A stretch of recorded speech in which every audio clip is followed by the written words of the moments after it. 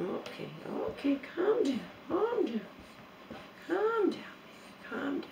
All right, here we go. Here we go, baby, here we go. Here we go. Here we go, baby. All right. I learned that keeping him on this while I feed him, I don't always remember to do it, but keeping him on this while I feed him controls him more, so he's not so rambunctious. Yum yum, Omar, yum yum. I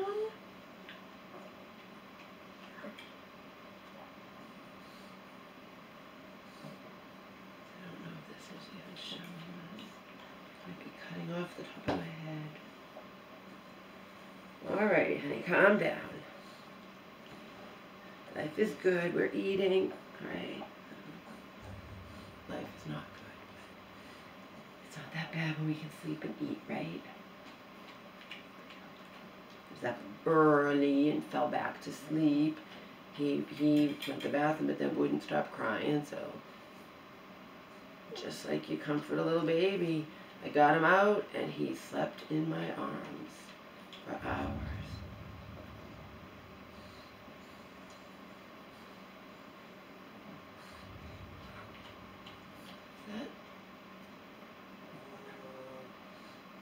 Is that thunder? Thunder, or is it somebody's car? Thought it wasn't supposed to rain until tonight. It's just cloudy. Can't predict that shit, though. Can't predict that shit, Holmes. Don't bite, Mama. I've been putting this on his cuts. Like I said, I could put Neosporin on the nipple thing, which is small, but since he's got the cuts all up his paws on the underside, it's probably too much area.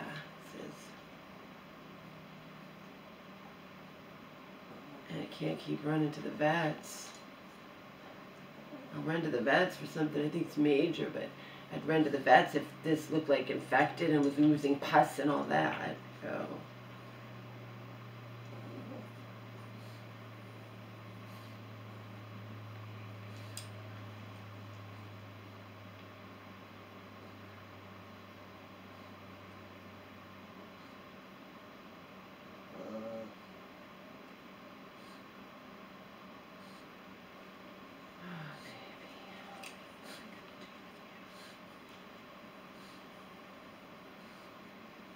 What's Mama going to do with you? Nancy Carnes from Whole Dog Journal did an update. Thanks for all your kindness and support and everything. I told you that there might be more comments now. I read 115 of them. I can periodically go back and see if there's any more that I haven't read. Okay? That's easy enough to do because the top ones I think would go first. You know what I mean? I think that's how they would do it. Anyhow, she said, she actually prefaced it was like, is this weird or is this whatever, but she said exactly what I've said. She said, you know, I found myself, she goes, I have friends who, you know, they didn't have to make that agonizing decision. They're old dogs, you know, either were seriously something where they fell really ill or injured or whatever happened, they had to be euthanized. There was no decision to be made. Or they had a diagnosis of a disease that was not good, whatever, and the same thing. But her friends were not in the position of having to decide quality of life, and you know, she knows she could have still had Otto stay alive, you know. She had to decide, and now she second guesses herself, and she's told the world, It's really bizarre because it's exactly, she told the world, she's like, I found myself wishing that that would have been my auto. That it would have been, something would have happened where I had no choice but to euthanize him, and I'd feel good about that I was putting him out of his, you know.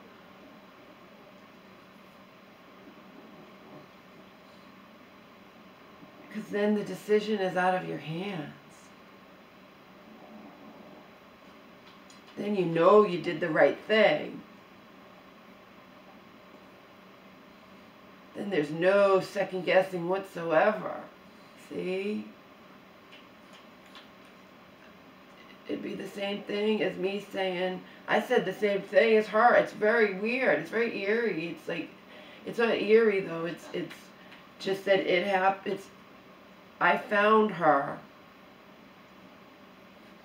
She was talking about Otto, and I wanted to read it several months ago, a few months ago, whatever, not that long ago.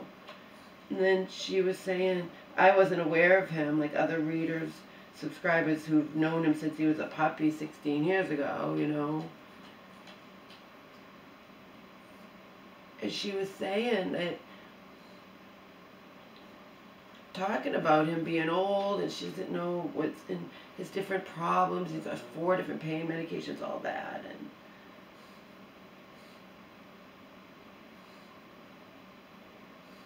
and she might have even said, you know, she knows she's reaching the time where she might have to euthanize him, but doesn't want to. But anyway, in her article, Tribute to Otto, Our Fallen Leader, a tribute to our fallen leader, she said 9 months ago she came this close. She called the vet came over, and she changed her mind. She was going to euthanize him because apparently he cannot stand heat.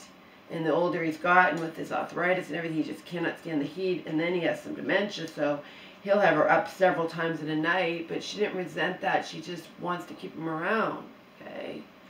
It's just like my Omar. He's not a burden. I don't view this as a burden. But if he's injuring himself because he can't accept that he can't stand up, then in the case of her Otto, he would forget, because he has dementia, a little bit of dementia, he'd forget that he can't stand the heat, so it would be boiling hot where they live. I guess they live in California.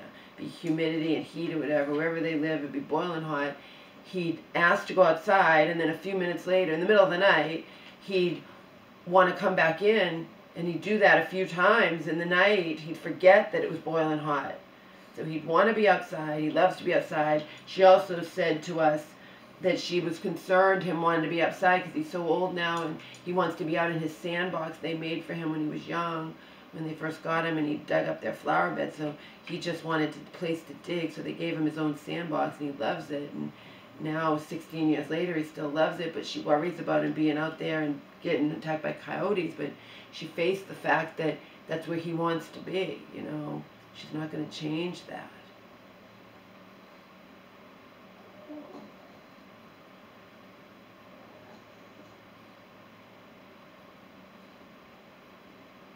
I guess she just kept leaning towards having him euthanized. And then when she said the turning point was when he wouldn't eat, but it's possible that he would have started eating, you know. It definitely is that's something that it was just that, and then she knew summer was coming and he was going to be miserable again, and he's so old, and he's on 4 different pain medications, and I guess she just was leaning towards having him euthanized because she doesn't want to see him suffer.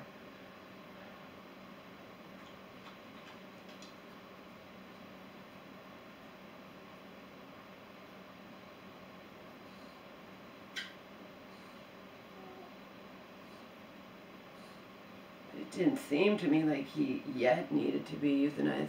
Him not wanting to eat, I mean, she didn't say, I don't think he would have starved himself. He wasn't like really, really sick or anything. She just decided it was time. She thought it was time 9 months ago, and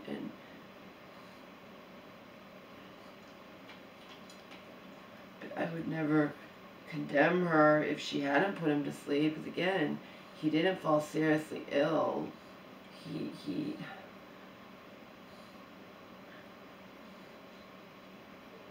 and when she couldn't get him to eat, I don't know, that might not have continued if she'd given it a chance, you know. Like, she had been leaning up to it because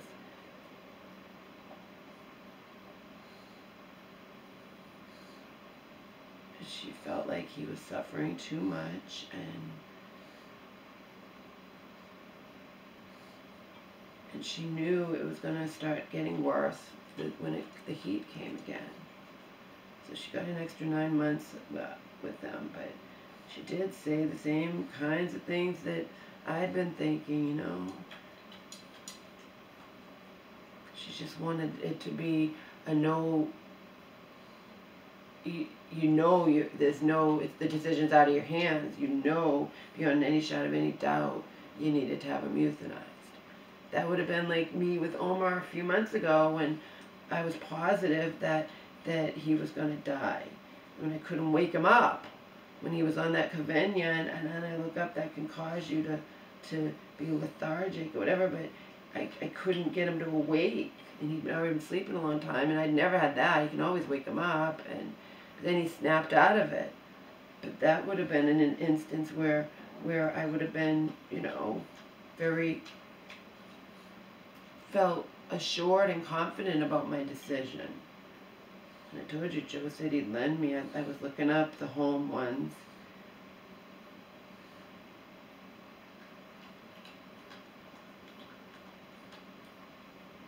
But in this instance, like, I don't, you know, Nancy, that was a personal decision for her. And again, if it was a cut and dry decision, she wouldn't be second guessing herself in a second, okay? So Omar is injuring himself because he can't accept that he can't stand up. But he can, again, he can still walk. He can still walk. If you have the money, even when they can't walk, you can get them that wheelchair and then they can walk.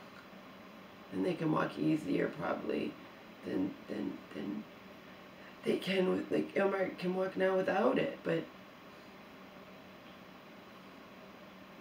him injuring himself is heartbreaking for me.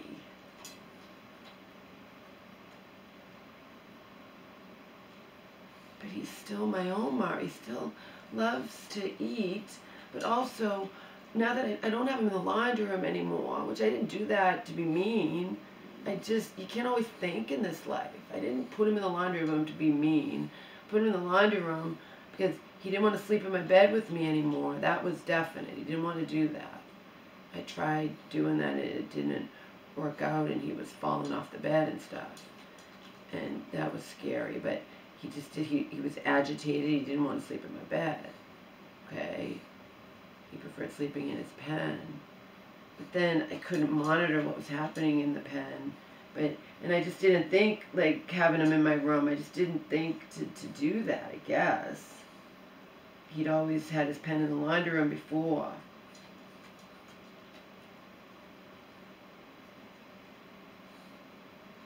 His cage, you know, and it was that metal thing that I got rid of. You know, so I just didn't think to have him in the bedroom. It's not like there was a lot of room in there. I just didn't think. Because again, he'd always been in the laundry room.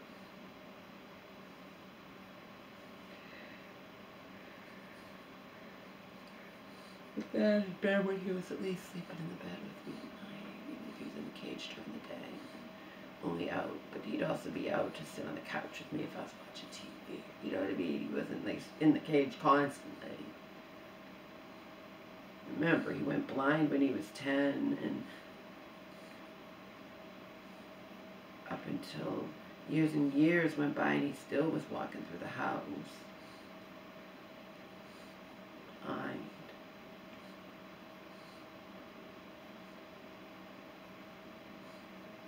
Anyhow, it's way better for both of us, him being in my bedroom. But lately, I'm having like, it's like a miracle or just something.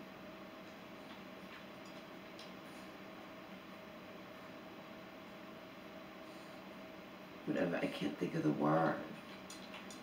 Not surreal, but just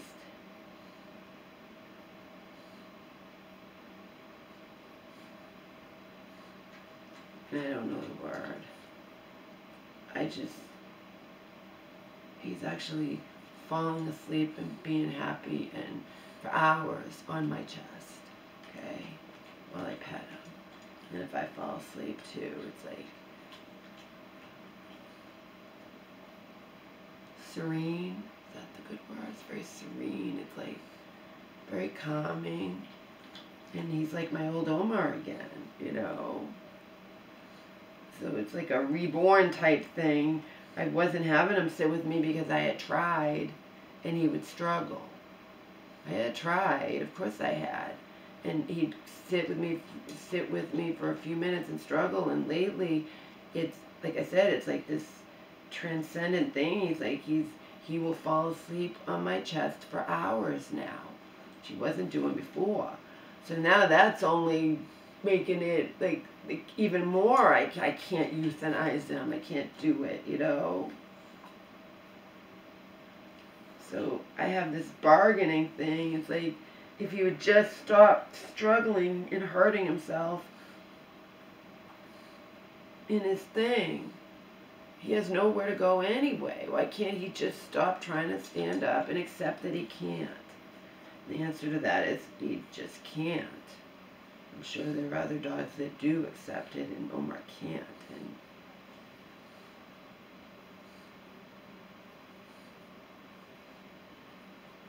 I can't have him on my lap continuously, although lately I have. When he's crying and he's already gone to the bathroom and he's already eaten and he's crying for no reason, he instantly, like a baby, I pick him up, he stops crying, he's on my chest and out like a light in a few minutes.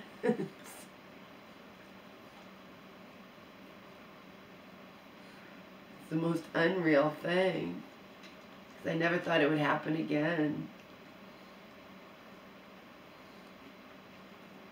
I definitely never thought that would happen again.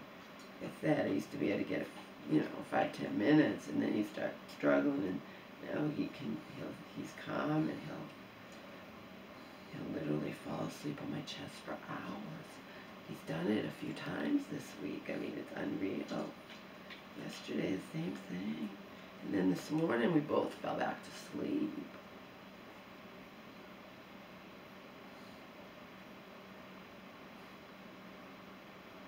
He doesn't really like to lay beside me. He will, but only if I've already had him on my chest first and I've just knocked him kind of contented out, and then I could just like put him over, and then he'll sleep beside me. Doesn't really like to do that though. But he does like just being right on my chest. I'm his pack leader, and he probably feels my heartbeat, and he remembers when he was a little puppy, and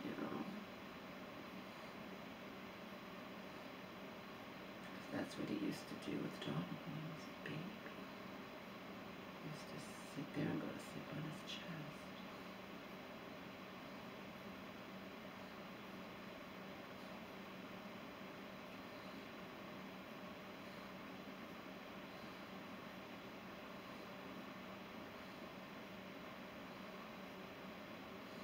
Yeah, Nancy made that agonizing decision.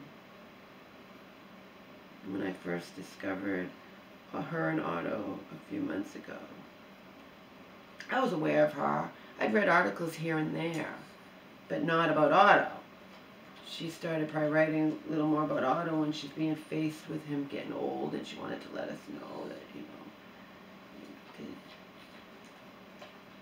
hinting around, but she's second-guessing herself. And admitted that she wished that this decision had been out of her hands, and that was not to be. She'd hoped that her Otto would have something happen to him who would make the decision to euthanize him, that wouldn't be a decision, you'd have to do it, And she's in the same similar thing. I'm in the same thing with Omar for different reasons, obviously.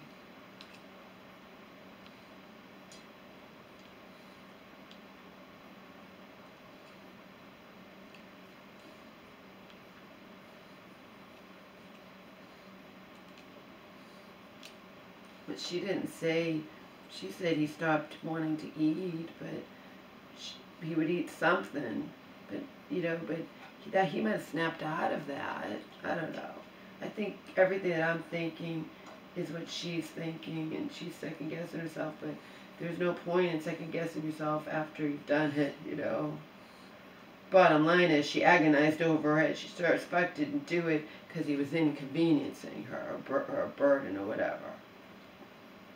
Not on your life. And she could afford to have him on 4 pain medications, and, you know, it was for arthritis, I guess.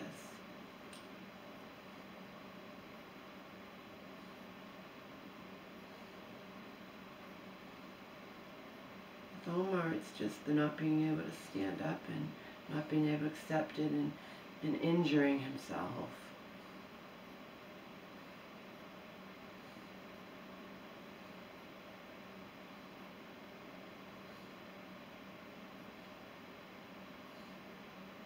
I am going to get him, I said this, I'm going to get him more CBD, because I did notice that will knock him out for longer.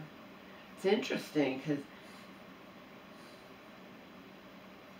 I fed him in the middle of the night, and I fed him in like at 1, he slept a lot. I was so happy. I fed him like at 1, which I don't want to do, but I fed him like, yesterday I was doing other things. They weren't trivial things. I was just doing other things. I filled up the bathtub and didn't take the bath. I did it with my Epsom salts. Filled up the bathtub, but it's water, and I can let it out and put hot water in it today, or boil water on the stove, you know, so. Let's see if I'm talking for nothing. Let's see if this is still running. Oh, I still have 7 minutes. Okay, I still have 7 minutes to say, we'll take a little break, Holmes, to say I 100% believe, unwaveringly, after I learned even more shit about Stockton Rush, okay, and his deceit, that the families of those 4 people, even though they signed this huge 8-page waiver thing, saying we understand this is experimental and we don't hold OceanGate responsible for if we, you know, become disabled or death or this, that, or whatever. Yeah, he signed all that, but he was deceitful. He was deceitful. So that, to me, we should make that, signing that, null and void. And the families of who died with Stockton Rush on that little sardine can, that should sue OceanGate out of existence so they can't make another one of those death traps ever again. That's what I believe 100%, especially since I just heard on the Inside Edition and the Wellness Tonight, one or the other, probably Inside Edition, who gets more into controversy than you know, they'll say things that Wellness Tonight might not say. Stockton Rush outright lied. He said that NASA and someone else, some main thing, supervised the building, the construction of the Titan. They didn't. They've put out statements saying we had nothing, so he outright lied. Outright lying should override that document, that waiver that those 4 men signed, and those families should be able to sue OceanGate out of existence, that I don't think it should exist. James Cameron said nobody learns. You would think that people would learn from he used the word hubris, but I'd already used it in my title of my other video. I used it on my own.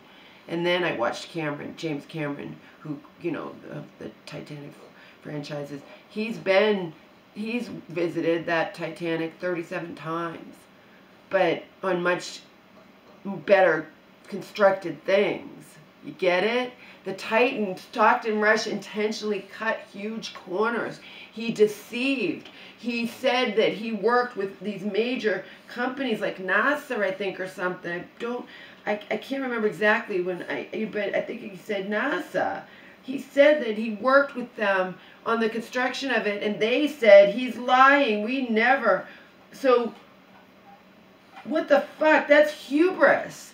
I said hubris before I heard James Cameron say it's hubris. You don't learn from the Titanic where they said, oh, it's indestructible, and you don't think, and then you plow into an iceberg, if that's what really happened, but, you know, that's what history says.